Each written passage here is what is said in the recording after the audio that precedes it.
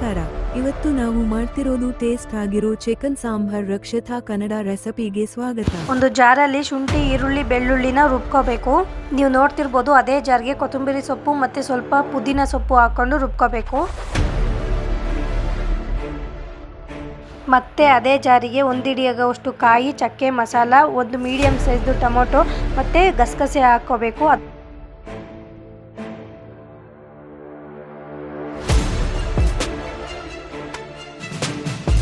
ನಾನು ಒಂದು ಕುಕ್ಕರ್ನ ಇಟ್ಟು ಅದಕ್ಕೆ ಆಯಿಲ್ ಹಾಕ್ಕೊಳ್ತಿದ್ದೀನಿ.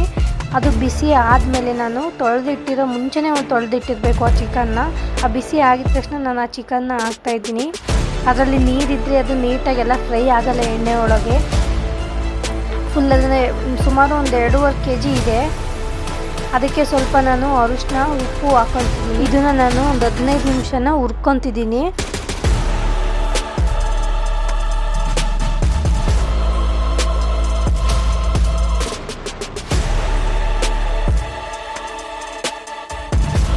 ನೀವು ನೋಡ್ತಿರ್ಬೋದು, ನಾನು ಆವಾಗಲೇ ರುಬ್ಬಿಟ್ಕೊಂಡಿದ್ದಂತಹ ಶುಂಠಿ, ಬೆಳ್ಳುಳ್ಳಿ, ಇದು ಹಸಿ ಸ್ಮೆಲ್ ಹೋಗೋವರೆಗೂ ನಾವು ಫ್ರೈ ಮಾಡ್ಕೋಬೇಕು ಇದನ್ನು.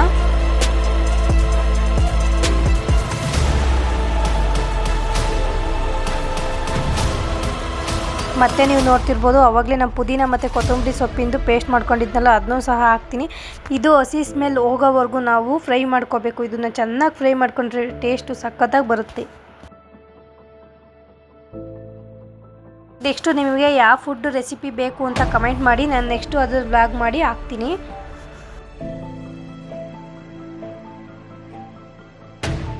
ಟೆನ್ ವಿಷಲ್ ಬಂದಾದಮೇಲೆ ಬೇರೆ ಒಂದು ಪಾತ್ರೆಗೆ ಸ್ವಲ್ಪ ಆಯಿಲ್ ಹಾಕ್ಕೋಬೇಕು. ಆಮೇಲೆ ಸ್ವಲ್ಪ ಚಿಲ್ಲಿ ಪೌಡ್ರ್ ಹಾಕ್ಕೊಳ್ಬೇಕು. ಅದು ಸಾಂಬಾರೆಲ್ಲ ಆದಮೇಲೆ ಮೇಲೆ ತಿಳಿ ಥರ ರೆಡ್ ಕಲರ್ ಕಾಣ್ತಿದೆಯಲ್ಲ, ಅದಕ್ಕೆ ಈ ಥರ ಟ್ರಿಕ್ಸ್ ಯೂಸ್ ಮಾಡಿದ್ರೆ ಮಾತ್ರ ಥರ ಬರುತ್ತೆ. ಅದಕ್ಕೆ ಸ್ವಲ್ಪ ಧನಿಯಾ ಪೌಡ್ರ್ ಹಾಕ್ಕೊತೀನಿ. ಅದನ್ನು ಸಹ ಹಾಕೊಂಡು ಆವಾಗಲೇ ಬೇಯಿಸ್ಕೊಂಡಿದ್ದ ಚಿಕನ್ನ ನಾನು ಹಾಕ್ಕೊಳ್ತಿದ್ದೀನಿ.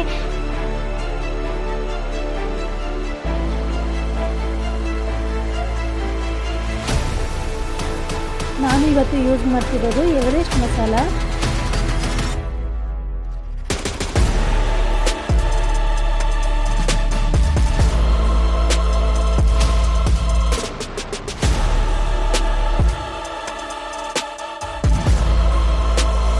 ನೀವು ನೋಡ್ತಿರ್ಬೋದು, ನಾನು ಆವಾಗಲೇ ಕಾಯಿ, ಚಕ್ಕೆ, ಮಸಾಲೆ ಎಲ್ಲ ರುಬ್ಕೊಂಡಿದ್ನಲ್ಲ, ಅದನ್ನು ಇವಾಗ ಲಾಸ್ಟ್ಗೆ ಹಾಕ್ಕೊಳ್ತಿದ್ದೀನಿ. ಅದನ್ನ ಹಾಕ್ಕೊಂಡು ನೀಟಾಗಿ ಮತ್ತೆ ಇನ್ನೂ ಒಂದು ಸಲ ತಿರುಗಿಸ್ಕೋಬೇಕು. ಅದನ್ನು ನೀಟಾಗಿ ಫ್ರೈ ಆಗಬೇಕು ಅದು. ಆಮೇಲೆ ನಾನು ಒಂದು ಅರ್ಧ ಲೀಟರಷ್ಟು ನೀರು ಹಾಕ್ತಿದ್ದೀನಿ, ಅದು ಬೇಯೋಕೆ. ಮತ್ತೆ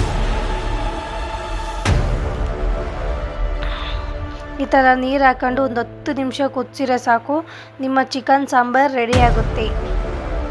ಥ್ಯಾಂಕ್ ಯು.